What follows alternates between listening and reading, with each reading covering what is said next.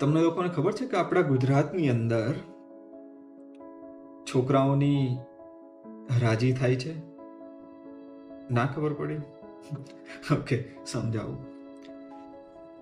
જેમ આપણે વાવણી કર્યા પછી ખેતરની અંદર 3-4 મહિને પાક તૈયાર થાય છે,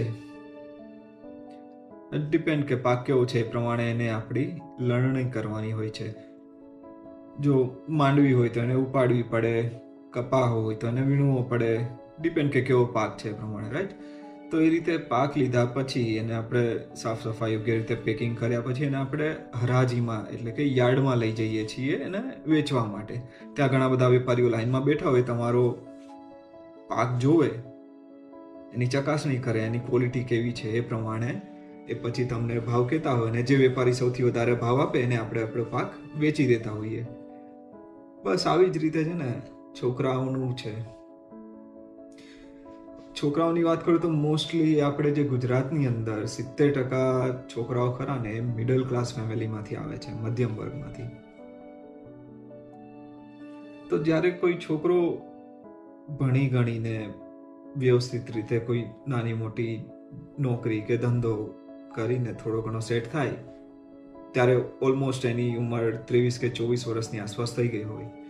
અત્યારે વધારે થોડું ભણવાનું વધી ગયું છે, કોમ્પિટિશન વધારે છે, થોડું લેટ થાય તો કદાચ મે બી 25-26 વર્ષે, રાઈટ, ઓલમોસ્ટ સેટલ ડાઉન થઈ ગયો હોય એમ. મતલબ કોઈ જોબ સારી હોય, કરતો હોય, અધરવાઇઝ પછી ધંધામાં પણ કંઈક સેટ થઈ ગયો હોય. તો એ થયા પછી દરેક માતા પિતાનું એક સપનું હોય છે કે એમના છોકરાઓનું કોઈ સારી કન્યા સાથે વિવાહ થઈ જાય. તો વિવાહ માટે આજકાલ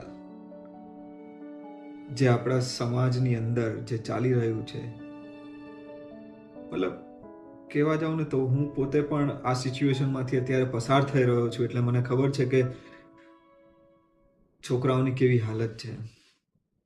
જો હું મારી વાત કરું તો હું પણ એક મધ્યમ વર્ગીય પરિવારમાંથી આવું છું અને છેલ્લા 5-6 વર્ષથી વિદેશની અંદર સ્થાયી થયો છું અને એક સારી એવી સરકારી નોકરી કરી રહ્યો છું. ભગવાનની દયાથી અત્યારે બધું વેલ સેટ છે, વાંધો નથી. તો મને એવું કેમ લાગ્યું કે મારી હરાજી થઈ રહી છે, કે મારા જેવા બીજા લોકોની પણ હરાજી થઈ રહી છે. તો હું એક લેવા પટેલ સમાજમાંથી આવું છું અને મમ્મી પપ્પાની પણ એવી ઈચ્છા છે કે આપણા જ સમાજની કોઈ દીકરી સાથે તું લગ્ન કરે તો સારું એમ. એટલા માટે છેલ્લા 2-3 વર્ષથી હું મેરેજ માટે પ્રયત્ન કરી રહ્યો છું, સારા પાત્રની શોધમાં છું અને ઘણી વખત જ્યારે બી મારે રજાનું સેટ થતું હોય તે પ્રમાણે હું ઇન્ડિયા આવું છું જસ્ટ વેકેશન માટે. તો એ દરમિયાન કોઈ આપણા પરિચિત વ્યક્તિ હોય કે ફેમિલી મેમ્બર કે પછી કોઈ સગાવાલામાંથી કોઈ એ વખતે જ્યારે આવતો હોઉં ત્યારે કોઈ એમના ધ્યાનમાં કોઈ હોય યોગ્ય વ્યક્તિ, તો એમની જોડે વાત કરે અને પછી બાયોડેટાની આપ-લે થાય અને જો સારું લાગે તો પછી આપણે જોવા માટે જઈએ એમના ઘરે. તો 2-3 વર્ષના મારા અનુભવની વાત કરું તો એક વખત મતલબ મોસ્ટલી આવું થતું હોય છે કે છોકરીના ઘરે ગયો, આવી રીતે વાત ચાલી અને બંનેને યોગ્ય લાગ્યું, બાયોડેટા એકબીજાને ફોરવર્ડ કર્યો અને બંનેને ગમ્યું, મમ્મી પપ્પાને બધાને. તેમના ઘરે ગયા, નોર્મલ જે બધું ચા પાણી નાસ્તો તે બધું નોર્મલ ફોર્માલિટીઝ બધી થઈ ગઈ. પછી અમને બંનેને રૂમમાં મોકલ્યા વાત કરવા માટે. તો અમે લોકો વાત કરી બધી. એટલે વાતમાં મોસ્ટલી બીજું કંઈ જ નહીં, તો મતલબ ત્યાં શું કરો છો, ત્યાં કેવું હોય બધું એટમોસ્ફિયર, મતલબ કલ્ચર કેવું હોય ત્યાંનું, એવું બધું કંઈ જ નહીં. જસ્ટ નોર્મલ જે બધી પૈસા રિલેટેડ જ વાત થઈ. તમારી સેલરી કેટલી છે? એટલે પછી મેં મારી પાઉન્ડમાં સેલરી કીધી કે ભાઈ મારી આટલા પાઉન્ડ સેલરી છે. એટલે મેં તો સરકારી નોકરી કરું છું તો અમારે કેવું કે વર્ષનું પેકેજ હોય, તો એ પ્રમાણે અમને જે બી ઇન્ક્રીમેન્ટ થતું એ પ્રમાણે દર વર્ષે જે પેકેજ સેટ થયું એ પ્રમાણે અમને મળે. તો એ પ્રમાણે કીધું. પછી મને કે ટેક્સ કપાય? મેં કીધું હા ટેક્સ કપાય ને. એટલે કે ટેક્સ કપાઈને કેટલી આવે? પછી એ કીધું. તો કે ટેક્સ કપાય પછી જે આવ્યું એનો ઇન્ડિયન રૂપીસમાં કન્વર્ટ કરીને કહો, એ કીધું. પછી મને કે ખર્ચો કેટલો, લાઇટ, ઇલેક્ટ્રિસિટી, ગ્રોસરી, આ તે રહેવાનો બધો ખર્ચો કેટલો, તે બધો ખર્ચો કીધો. ઓકે આટલો ખર્ચો થાય, તો આટલો ખર્ચો આમાંથી બાદ કરો તો તમારા હાથમાં મતલબ આટલું સેવિંગ થાય. નહીં તો યાર આટલું માઇક્રો મેનેજમેન્ટ તો મેં બી નહોતું કર્યું. ઓકે, વાંધો નહીં. ચલો, એ બધું કીધું. પછી કે જમીન કેટલી છે? ઓકે, જમીન કીધી. ઓકે, જમીન આટલી છે. જમીનનું જેવું પૂછે ને એવું તરત બીજો ક્વેશ્ચન આવે, તમે કેટલા ભાઈ બહેન? એટલે ગણતરી કરે કે ભાઈ આ ભાગમાં કેટલી જમીન આવશે. ઓકે, એ બધું પત્યું. પછી કે જ્યાં મતલબ ઘર છે ત્યાં પોતાનું, મતલબ વિદેશમાં અત્યારે જે બી જગ્યાએ તમે રહો છો ત્યાં ઘર છે? ઓકે, ના, મેં તો ના અત્યારે નથી, શેરિંગમાં રહું છું એમ. ઓકે, તો અહીંયા ઇન્ડિયામાં મતલબ સુરત, અમદાવાદ જ્યાં બી રહો છો ત્યાં તમારું ઘર છે? મેં તો હા છે એમ. કે ભાડે છે છો કે પોતાનું છે? કેટલા વારનું છે એ બી પૂછી લે એ લોકો. ચલો, એ બી કોઈ પ્રોબ્લેમ નથી, વાંધો નહીં, પૂછી લીધું. એ બધું પૂછ્યા પછી પણ છેલ્લે એ મેરેજ તો ત્યાં જ કરશે કે જ્યાંથી એને વધારે ઓફર મળી હશે. મતલબ કે તમે કેવા છો, તમે શું, મતલબ કોઈ વ્યસન છે કે નહીં, આ તે કેવા દેખાવ છો, તમારું બેકગ્રાઉન્ડ, મતલબ તમારું ફેમિલી મેમ્બર કેવા છે, એમનું સમાજમાં મતલબ કઈ રીતનું લોકો જોડે બિહેવિયર છે, કેવું વર્તન છે, એમનું બેકગ્રાઉન્ડ કેવું છે, કોઈ જ એ લોકો પૂછતા નથી. જસ્ટ ખાલી પૈસા અને પૈસા, બસ.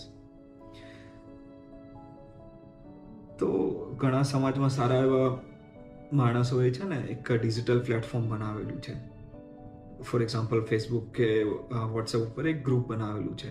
તો એની અંદર જે બી સમાજના, લેવા પટેલ સમાજના ઓલ અરાઉન્ડ વર્લ્ડમાં જે બી રહેતા હોય ઉંમરલાયક યુવક યુવતીઓ, તો એ લોકો ફ્રી ઓફ કોસ્ટ છે. તો એ લોકો એમનો બાયોડેટા આપે અને ગ્રુપમાં મૂકે. એટલે પછી છોકરાના ગ્રુપમાં છોકરીઓના બાયોડેટા આવે અને છોકરીઓના ગ્રુપમાં છોકરાઓના બાયોડેટા આવે. તો એ પ્રમાણે એ લોકો સમાજના જે વ્યક્તિઓ ગ્રુપ બનાવ્યું હોય તો જસ્ટ સારા ઉદ્દેશ્યને લઈને બનાવેલું છે. કે ઘણી વખત કેવું કે કોઈને ના મતલબ ટાઈમનો અભાવ, કે પછી મમ્મી પપ્પા એટલું બધું સોશિયલી એટલા બધા એક્ટિવ ના હોય તો એ લોકોને પ્રોબ્લેમ થતા હોય. તો એના માટે લઈને આ લોકો એક સારું એવું ડિજિટલ જે પ્લેટફોર્મ કર્યું એનો સદુપયોગ કરીને એક પ્લેટફોર્મ પ્રોવાઈડ કરેલું છે કે તકલીફ ના પડે એમ. એમને કોઈ સારા એવા જે યુવક યુવતી છે કોઈને ફાઇન્ડ મતલબ સારી રીતે મળી જાય એમ. તો આ લોકો એનો ગેરફાયદો ઉઠાવે. કઈ રીતે? કે આ લોકો આવી રીતે જે બી આવી રીતે છોકરાના બાયોડેટા આવતા હોય, મોસ્ટલી અત્યારે તો કેવું કે વિદેશનો ટ્રેન્ડ છે. વિદેશની અંદર બી ખાસ કરીને યુએસ, યુકે, કેનેડા અને વધારે યુરોપ અને ઓસ્ટ્રેલિયા, બસ આ સિવાય બીજા કોઈ કન્ટ્રીમાં જો તમે રહેતા હોય તો બી તમને તમારી ગમે તે પોસ્ટ હોય, તમે ગમે તે કરતા હોય, કોઈ જ લેવા દેવા નહીં, રિજેક્શન આવે, છોકરીવાળા ના પાડી દે. પ્લસ આ જે 4-5 કન્ટ્રીમાં બી અત્યારે ઘણા બધા આપણા સમાજના છોકરાઓ રહે છે. તો એ લોકોના બાયોડેટા છોકરીઓવાળાને મોકલે તો એ લોકો કેવું કરે કે આવી રીતે બધા જોડે ઇન્ફોર્મેશન લઈ લે કે આની સેલરી કેટલી છે, આની સેલરી કેટલી છે. પછી જે છોકરાની હાઈએસ્ટ સેલરી હોય ને એ લોકો જોડે એમની દીકરીનું સેટિંગ, મતલબ એમની દીકરીનું કરી આપે એમ. તમે કેવા છો, તમારા ગુણ કેવા છે, મતલબ કઈ રીતનું છે, બીજું કોઈ જ વસ્તુ મેટર નથી કરી, જસ્ટ ઓનલી પૈસા. હવે આવી રીતે 1, 2, 3, 4 ઘણી બધી 5-6 છોકરીઓને મતલબ આવી રીતે મળવા ગયો તો બસ બધાનું સેમ આ જ કે કેટલું સેલરી, કેટલું સેવિંગ, કેટલી પ્રોપર્ટી, કેટલી જમીન.